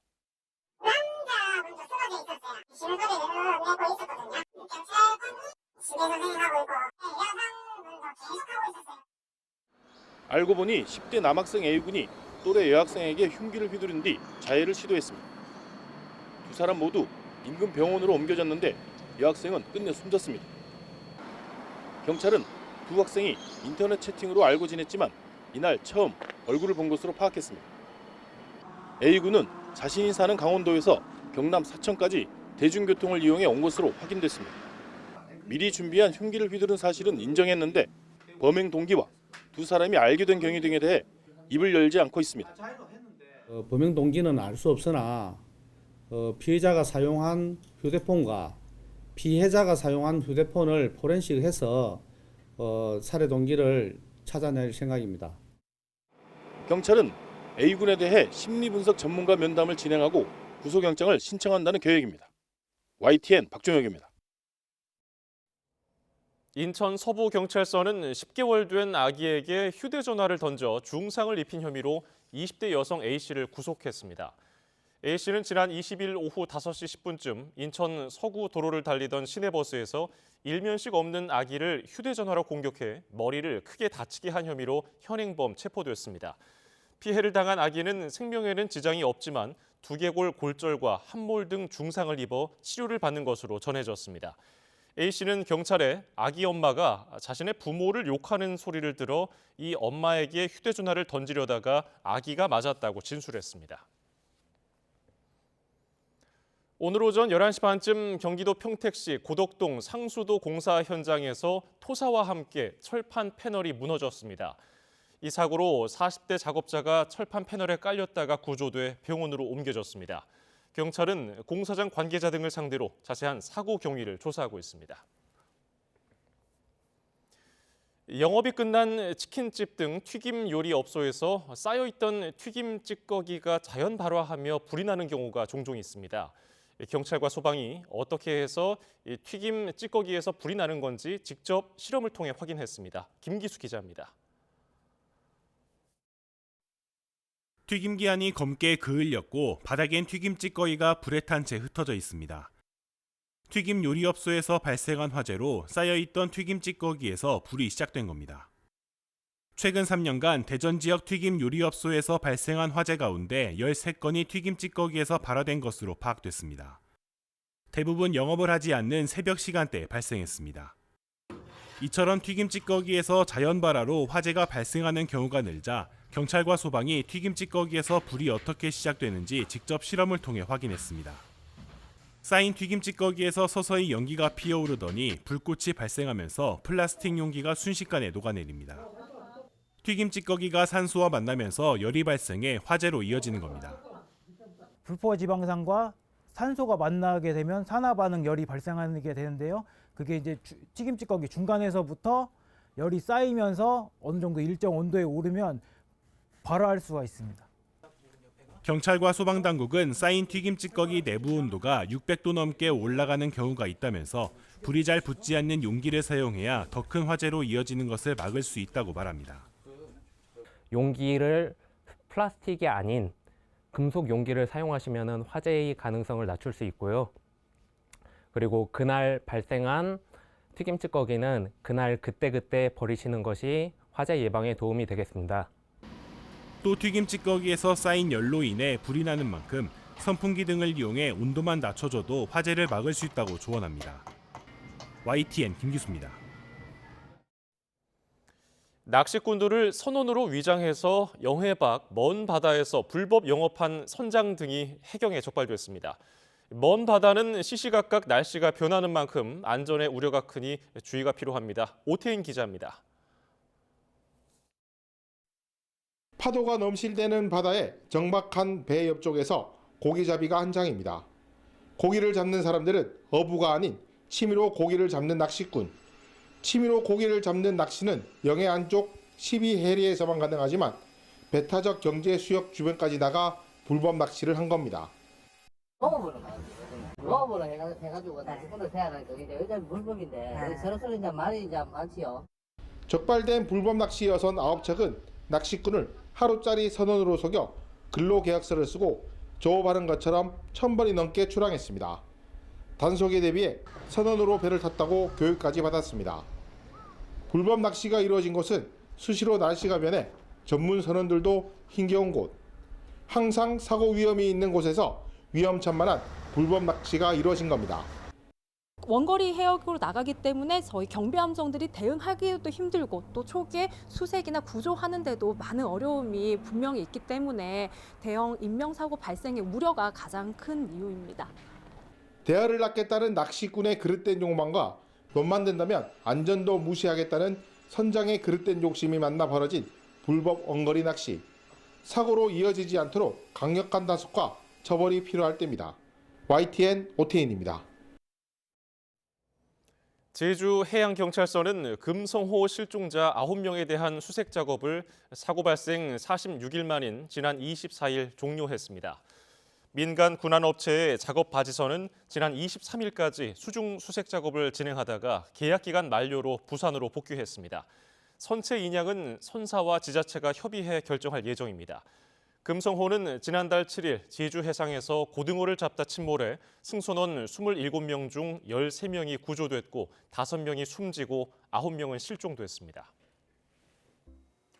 강력한 한기가 남하하면서 내일은 다시 강추위가 기승을 부리겠습니다. 경기 북부와 강원을 중심으로 한파특보가 내려진 가운데 서울 아침 기온이 영하 7도, 대관령은 영하 15도까지 떨어지는 등 하루 만에 기온이 10도 안팎으로 크게 낮아지겠습니다. 또 한낮에도 서울 기온이 1도, 대전 3도에 머물겠고 찬바람의 체감 온도는 종일 영하권을 보이는 곳이 많겠습니다.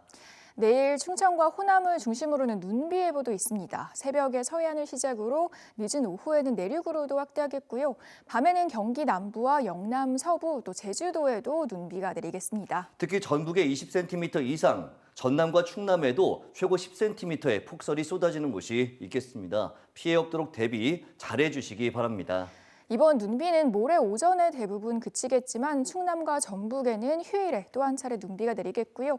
휴일부터는 다시 추위가 주춤하겠습니다. 연말이 되면서 저녁 모임을 갖는 분들이 많을 텐데요. 모임이 잦은 만큼 체중 관리를 위해서는 과식을 피하는 것이 좋습니다. 네, 과식을 예방하려면 아침과 점심을 적당히 먹고 모임에 가는 게 좋고요. 음식을 작은 그릇에 담아서 먹는 것도 좋습니다. 또 콩류나 채소 등 포만감이 높은 음식을 먼저 먹고 주변에 적게 먹겠다고 알리는 것도 도움이 된다고 하니까요. 참고하시기 바랍니다. 날씨 캔버스의 김수연, 고은재였습니다. 오늘 저희가 준비한 뉴스 플러스는 여기까지입니다. 잠시 뒤 뉴스퀘어 저녁 8시 뉴스가 방송됩니다. 고맙습니다.